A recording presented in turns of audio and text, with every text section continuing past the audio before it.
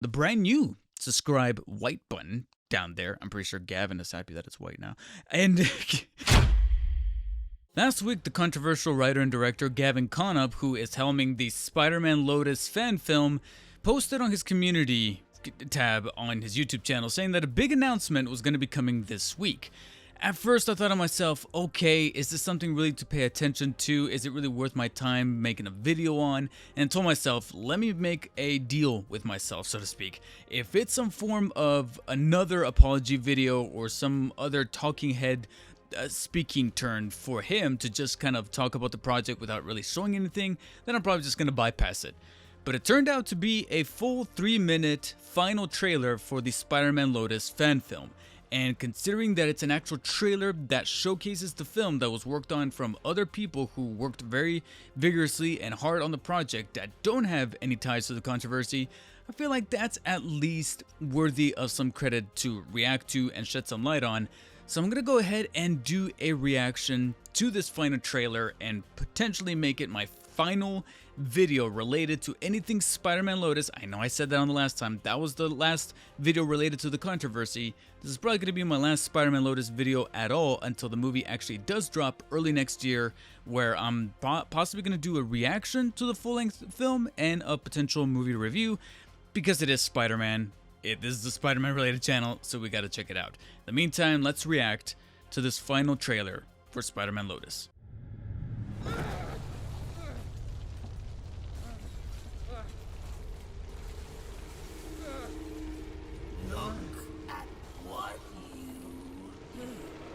Deep focus.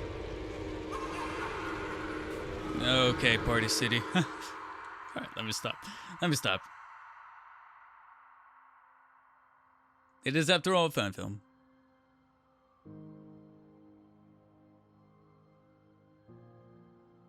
Is it being shot with a much wider aspect ratio? I noticed the black bars are a little thicker. Because of me.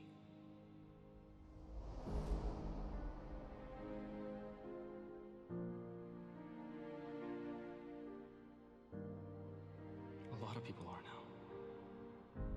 That actually doesn't look too bad as far as lighting, as far as color correcting. I feel like he did polish out the color correcting. You can't admit that because you're too selfish to think about anyone else.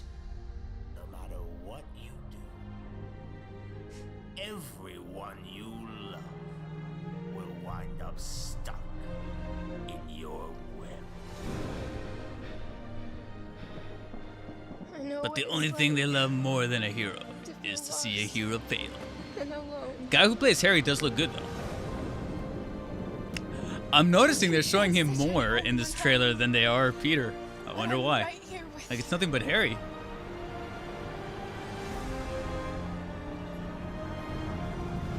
There are Yeah, people out for there obvious who need reasons. Spider-Man. And that's more important than what I need. Hi, Some of those reflections could use it's nice to meet you. an extra pass. I'm Spider-Man. Spider-Man is left-handed, amongst other things. Let me stop. That did not look too bad.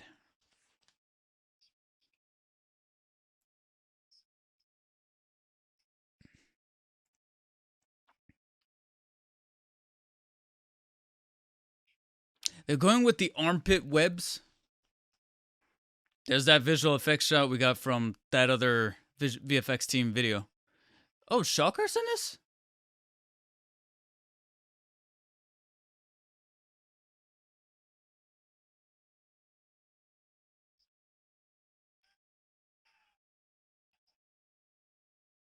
Yeah, it is.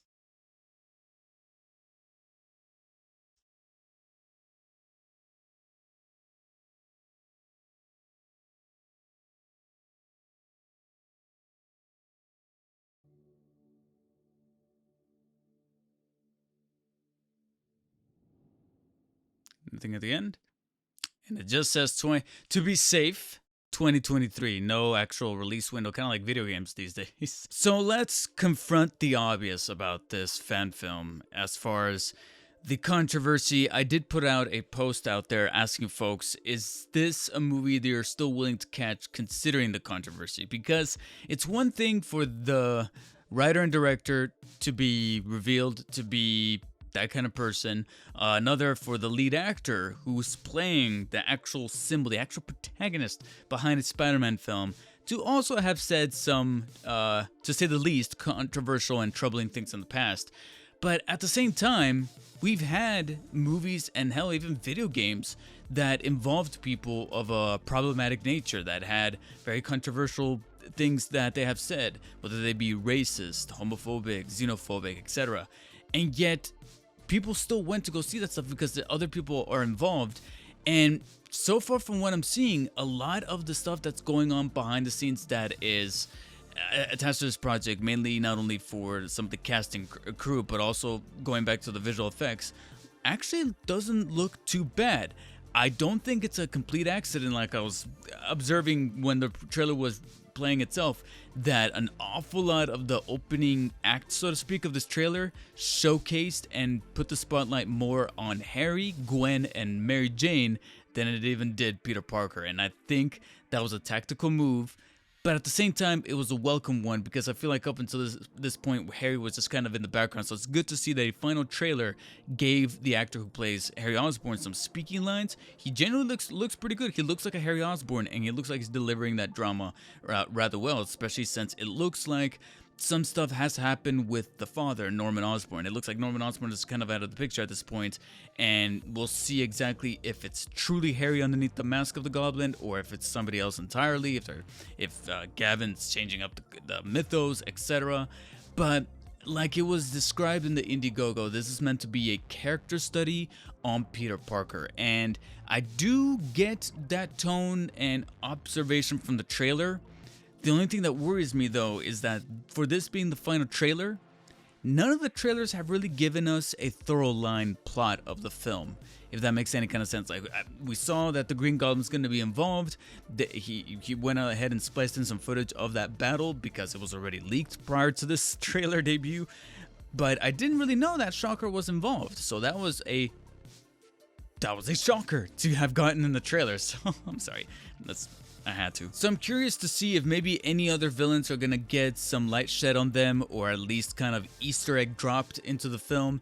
But I am concerned that I'm not seeing an actual like external conflict. We're getting plenty of the internal conflict, but when it comes to just writing 101, you also got to make sure that there's a proper external, and it looks like it's a little patchy in those moments where it might be going a little too flashback forward and back and forward. So I think that if there was any trailer to put a little bit more emphasis on what Spider-Man is setting out to do, aside from, you know, the little kid who's got the terminal illness and wants to meet Spider-Man, aside from that, there's got to be an actual like goal that Spider-Man says, I have to beat this villain in time, otherwise more people are gonna get killed.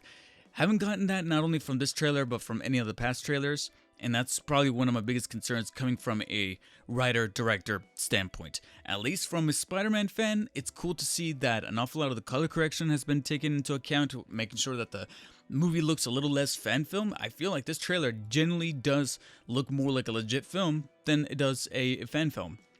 Frankly, I attribute that, unfortunately, to Gavin, considering all things, like I said, looking at it from a completely objective standpoint, the actual technical know-how of making sure that this thing is properly color corrected is looking pretty crispy. Of course, huge props to whoever was the main cinematographer who was actually on set lighting this thing to make sure that it looked the way that it did in trailers such as this, finally after color correction, because DPs often have to look ahead of time to be like, this is how it's going to look like once we go through all the post-processing things and methods on how to make sure that the colors really pop and how the finished result is going to look like.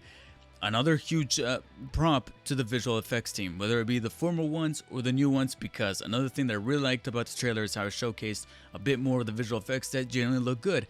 Albeit one or two shots, he did look a little rubber bandy, but you know who else looked a little rubber bandy? OG Tobey Maguire in the 2002 Spider-Man movie, when he's jumping on the rooftop and he's just bouncing, and then a couple of times during the parade scene, those weren't exactly, you know, omitted from falling into those trappings. Of course, over time, technology got better, but it's going to be noticeable here and there, and this is, after all, a low-budget fan film, so at least it's looking just a little tighter, a little finer. And frankly, if it debuts on YouTube and it's free to watch, you could expect me to be checking it out because it is a Spider-Man fan film, and I dig Spider-Man.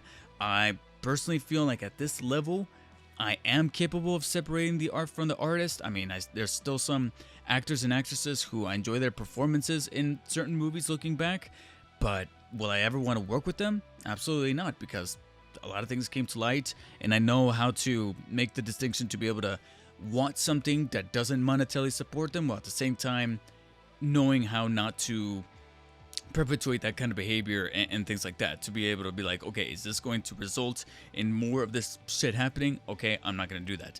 This is a completely non-profit film. It's not going to be making any money, and therefore, if it's not making any money towards the creators, specifically Gavin and Warden, I'm sorry, then at least that will be okay with me, because you know who else was involved? The actor that plays Harry Osborn, who I just said was awesome. The Mary Jane actress, the Gwen Stacy, I almost said Gwen Stefani, the Gwen Stacy actress, and then of course the countless men and women who were on set filming this thing, especially during COVID times, and then of course everybody else involved with the editing process, former and current, visual effects teams, former and current, and that's all I have to say about that. Because frankly, that is it. This is the final trailer, and as such, this should be the final video related to Spider-Man Lotus up until its release sometime in 2023. I remember Gavin for mentioning that he was aiming for somewhere in the early window of 2023, but considering that the trailer just has the year and no actual window set in mind, I feel like that is somewhat subject to change. So for the time being, things are coming to a standstill with Spider-Man Lotus, and the next time you guys will hear me talk about it is when I finally sit down to watch the film and see what all the crazy-ass commotion was truly about. Guys, if you have seen the final trailer for Spider-Man Lotus, let me know in the comments below. What did you guys think of it? Does it look better? Does it look worse? Once again, just like I mentioned in that community post, do any of the things that came to light during the controversy period of this film did anything for you in terms of persuading you or dissuading you from watching the film, or are you still going to be there when it drops because of all the other people that were involved? Let me know all your guys' insights below. If you guys like this reaction, hit the thumbs up. If not, hit the thumbs down. And then of course, for more Spidey and Batman content, because we still got the Cape Crusader to tackle in either fan films or trailers or other things that I need to cover, then be sure to hit the subscribe button, the brand new subscribe white button down there. I'm pretty sure Gavin is happy that it's white now. And and Warden. I'm sorry, let me stop. Then hit that subscribe button so you guys can stay tuned for those things. And of course, as always, stay humble, and I'll see you guys later.